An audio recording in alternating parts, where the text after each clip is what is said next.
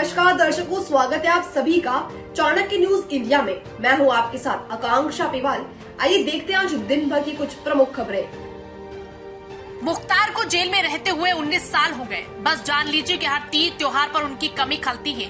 ईद की सेवई में उनके बिना मिठास नहीं रहती। ये बेबसी यूपी के गाजीपुर से सांसद अफजल अंसारी की है। जिस जगह बैठकर अफजल अंसारी ने ये बात कही थी, कभी वहां से गाजीपुर ही नहीं पूरे पूर्वांचल की राजनीति तय होती थी। उनके भाई मुख्तार अंसारी का सिक्का लखनऊ तक चलता था। बांदा जेल में बंद मुख्तार अंसारी की 28 मार्च की शाम कार्डियक अरेस्ट से मौत हो गई। दैनिक भास्कर ने 1 मार्च को उनके घर पहुंचे थे। तब अफजल अंसारी को समाजवादी पार्टी से लोकसभा का टिकट मिला था। अफजल ने मुख्तार पर भी बहुत सी बातें की थी। कहा था कि गाजीपुर का बड़ा फाटक हमेशा से सरकार को चुपता रहा। केंद्र और यूपी सरकार ने साजिश कर अंसारी परिवार को बर्बाद करने में कोई कसर नहीं छोड़ी। मीडिया के जरिए हमें ऐसे बदनाम किया गया मानो हम देशद्रोही हैं। अफजल अंसारी 5 बार विधायक रहे। गाजीपुर से 2 बार सांसद भी चुने गए। उनके सबसे बड़े भाई सिबकतुल्लाह अंसारी गाजीपुर की मोहम्मदाबाद सीट से विधायक रह चुके हैं। एक वक्त था जब अंसारी परिवार के बड़े फाटक पर यूपी के बड़े नेताओं से लेकर सरकारी अधिकारी तक मुख्तार के आगे सिर झुकाए खड़े रहते थे। अब हवा उल्टी दिशा में बह रही है। बीते 3 साल में अंसारी परिवार से जुड़ी 500 करोड़ से ज्यादा की प्रॉपर्टी पर अब बुलडोजर चल चुका है। अफजल ने बताया कि इसी फाटक पर ईडी 13 घंटे बिता चुकी है। पूरे मकान की तलाशी, लेकिन सुई की नोक तक नहीं मिली। 9 साल से अंसारी परिवार पर लगातार जुल्म होता रहा। ऊपर वाले की रहमत है कि पूरे पुरखों की जमीनें अभी भी मौजूद है। इन्हें बेचकर मैं लोकसभा चुनाव लड़ूंगा और जीतूंगा। यूपी की सियासत के सबसे ताकतवर घरानों में शामिल अंसारी परिवार कैसे बिखरता गया। अफजल अंसारी क्यों जमीन बेचकर चुनाव लड़ने की बात कह रहे हैं। अंसारी परिवार के पास पहले कितनी प्रॉपर्टी थी और अब कितनी बची है, पढ़िए पूरी खबर में। बड़ा फाटक के रास्ते पर जगह जगह जब्ती के नोटिस। ये सब मुख्तार की प्रॉपर्टी।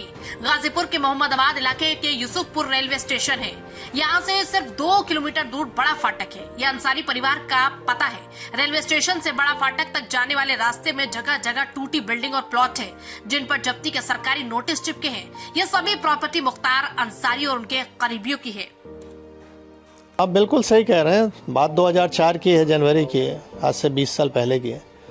और मुख्तार अंसारी का जो भय का साम्राज्य था वो चरम पे था। और सरकार द्वारा जब समर्थन ऐसे माफियाओं को हो जाए तो आप समझ सकते हैं। मैंने अभी आपसे कहा कि वो खुली जीप में मऊ दंगों में घूमता था, जहाँ कर्फ्यू लगा है। किसी की हिम्मत नहीं हुई उसके प्रति कुछ बोल दे। कार्रवाई की तो छोड़ दीजिए। और उस समय मैंने लाइट मशीन गन रिकवर की। आज तक उत्तर प्रदेश में केवल एक ही रिकवरी है, न उसके पहले कभी हुई, न 20 साल हो गया अब तक हुई है। और उसमें पोटा भी लगाया, क्योंकि पोटा एग्जिस्ट करता था। तो मैंने स्टैंड लिया उसके प्रति कि नहीं, ये गलत है और इसको जेल जाना होगा। लेकिन मुलायम सिंह की सरकार तत्कालीन अल्पमत की सरकार थी, किसी भी कीमत पे इसको बचाना चाहते थे। और उन्होंने अंत में हम लोग को प्रेशर बनाया, अधिकारियों प्रेशर बनाया। जब कोई नहीं सुना तो आईजी जोन जो थे उनका ट्रांसफ़र, डीआईजी रेंज का ट्रांसफ़र, एसएसपी एसटीएफ हमारे थे उनका ट्रांसफ़र। और अंत में ऐसा माहौल बनाया गया कि मुझे भी रिज़ाइन करना पड़ा 15 दिन बाद ही।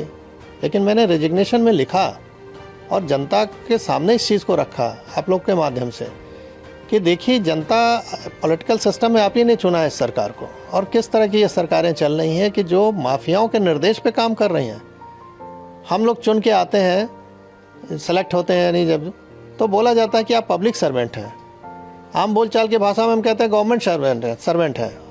और हो गए हम पार्टी के एजेंट, अगर काम करें जिस तरह से वो कह रहे हैं तो ये गिरावट की स्थिति बहुत ही खतरनाक थी। धीरे धीरे इस पर लगाम लगा है। न्यायालय में अब निर्णय आने लगे हैं जो कभी नहीं आते थे। दशकों तक, 2-2 दशक तक नहीं आए, अब आ रहे हैं 3-3 दशक के बाद। तो स्थिति बदली है, नो डाउट। और उसका नतीजा आप लोग देख रहे हैं कि अपराध में अंकुश भी हो रहा है। सर, क्या लगता है उस समय कितनी बड़ी चुनौतीपूर्ण रही कार्रवाई जो मुख्तार अंसारी पे आपने की, और आज जिस तरह से आपने कहा न्यायालय में निर्णय आ रहे हैं, कानून व्यवस्था जिस तरह से है, उस समय अगर वो ऐसा रहता तो क्या उस समय मुख्तार अंसारी पे कार्रवाई हो सकती? नहीं, स्वाभाविक है। अगर शासन प्रशासन, हम तो किसी सपोर्ट की भी उम्मीद नहीं करते थे। हम तो अपने दम पे रिकवर किया, मैंने अपनी टीम के साथ। तो हमको सपोर्ट की ज़रूरत नहीं है। हमको तो ड्यूटी है मेरी, हम कोई मेहरबानी नहीं कर रहे थे किसी पे। हमारी ड्यूटी है कि ऐसे असामाजिक तत्वों को रोका जाए जो जनता के लिए कहर बन सकते हैं। तो मैं तो अपनी ड्यूटी कर रहा था। अगर मुझे ये ड्यूटी केवल करने दिया जाता, मुझे सपोर्ट की कोई ज़रूरत नहीं। सपोर्ट तो सिस्टम बना हुआ है गवर्नमेंट के कि हमको फोर्स दे रखा है, हमको आर्म्स एम्युनिशन दे रखा है। तो हम तो अपना ड्यूटी अगर खाली निभा दें ईमानदारी से तो जनता को अपने आप राहत मिल जाए। कहावत है कि पुलिस अगर चाह ले तो पत्ता नहीं खड़क सकता, ये हकीकत है। मैंने एज ए डिप्टी एसपी, बहुत छोटा पद था, बड़ा पद नहीं था, लेकिन जहाँ भी रहता था 3 से 4 थाना क्षेत्र जो भी मेरे अंडर में रहे, उसमें किसी की हिम्मत नहीं है, मजाल नहीं थी कि कोई माफिया आके इंटरफेयर कर ले और कुछ वारदात कर ले, क्योंकि उसको मालूम था कि इस अधिकारी के मत्थे चढ़ गए तो हमारी जान जानी है, हम बचेंगे नहीं। आपकी कार्रवाई के बाद फिर आप पे दबाव बनाया गया? वही कि दबाव नहीं बनाया गया होता तो मैं इतनी अच्छी नौकरी क्यों छोड़ता भाई। जब मुझे लगा कि मैं अब कुछ नहीं कर सकता इन लोगों के सामने, तो कम से कम बाहर आके जनता को तो बताऊं कि हो क्या रहा है। शायद अगर हम नौकरी में रहे होते तो ये पक्ष कोई देख ही नहीं पाता कि किस तरह का दबाव बनता है। तो आज मैं जीता जागता उदाहरण हूँ कि इस तरह की सरकार अगर रहे चले तो कैसे आप जनता को रिलीफ पहुँचाओगे। अगर सरकार सही नहीं चले तो अधिकारी काम नहीं कर सकता है। तो मैं बाहर आके इस चीज़ को रखा, जान जोखिम पर अपने डाला, परिवार की जान जोखिम में डाला।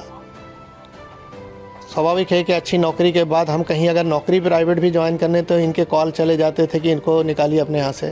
किराए का मकान नहीं मिलता था, रात में सामान कहीं लेके रख दिया तो सवेरे वहाँ से खाली करना पड़ता था।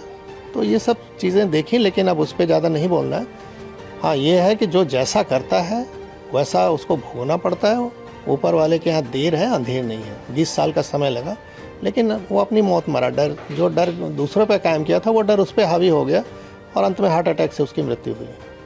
सर, कहा जा रहा है कि मुख्तार अंसारी की मौत पर पूर्वी उत्तर प्रदेश में बवाल हो सकता है, माहौल ख़राब हो सकता है।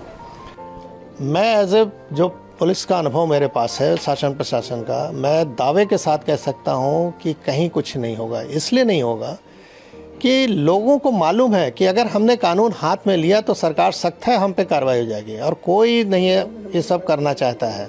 वो तभी करते हैं जब शासन प्रशासन का सह होता है। अगर सह न रहे ना तो हिम्मत नहीं है कि एक पत्ता भी खड़क जाए।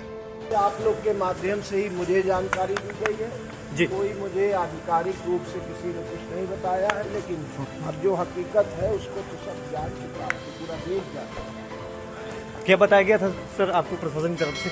मुझे कुछ नहीं बताया गया प्रशासन की तरफ से, मुझे मीडिया के द्वारा मालूम पड़ा और नेताओं के फोन आए और इसी माध्यम से देखा। अच्छा, 2 दिन पहले आप देखने भी आए थे और डॉक्टरों ने ठीक किया था? मुझे नहीं देखने दिया। आप लोगों का आरोप था कि स्लो पॉइजन दिया जा रहा है मुख्तार अंसारी को, क्या कहना है सर इस पर? जो आरोप था वो आज भी हम वही बात कहेंगे। सर, आपकी तरफ से आरोप लगाए गए थे स्लो पॉइजन देने के? आरोप लगाने वाला मैं कौन होता हूँ? जिनको जहर दिया गया उन्होंने आरोप लगाया। 19 मार्च को रात के खाने में उन्हें जहर दिया गया। उन्होंने माननीय न्यायालय में, जहाँ वो विचाराधीन है बंदी के रूप में, जुडिशियल कस्टडी में थे, सारी कोर्टों में डाला गया। और आज सर सूचना कैसे मिली?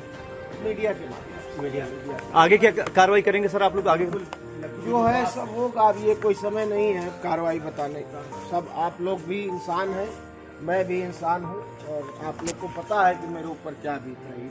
सर, उनकी स्थिति जांच की मांग करेंगे? बिल्कुल करेंगे, और जो कार्रवाई करनी है सब कोर्ट के माध्यम से और न्याय के रास्ते से आगे बढ़ेगी। आपको लगता है जानबूझ के किया गया कृत्य है ये? अब इसमें भी भैया कुछ कहना और छुपा रह गया है। जो व्यक्ति अपनी मुट्ठी ना बंद कर पाता हो, जो व्यक्ति इतना कमजोर हो कि उसको खुद ही जेल प्रशासन लेकर ICU आता हो और खुद ही 12 घंटे बाद 14 घंटे बाद उसको फिट बताकर पीठ ठोक कर जाइए आप ठीक है, और 14 घंटे बाद जेल की तनाई बैरिक में भेज दिया जाता हो।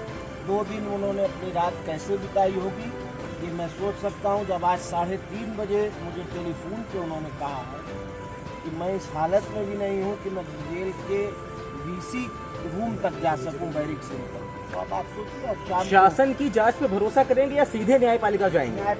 न्यायपालिका। क्या आप चाहते हैं दुनिया में दिखना? क्या आप चाहते हैं कि आपका YouTube और वेब पोर्टल की खबरों को टीवी पर दिखाना?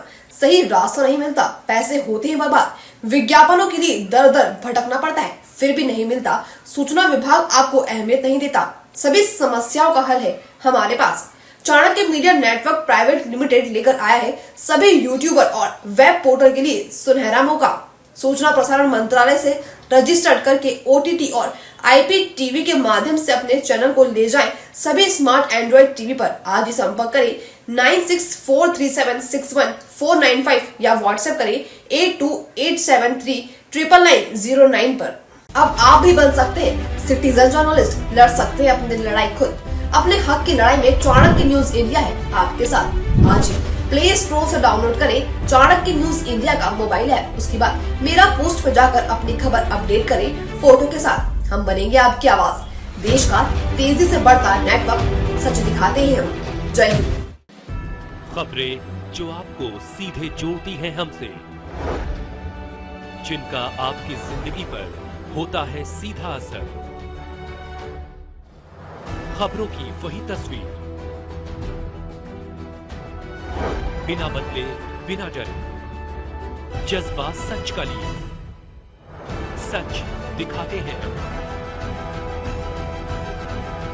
चाणक्य न्यूज इंडिया, हम हैं हिंदुस्तानी।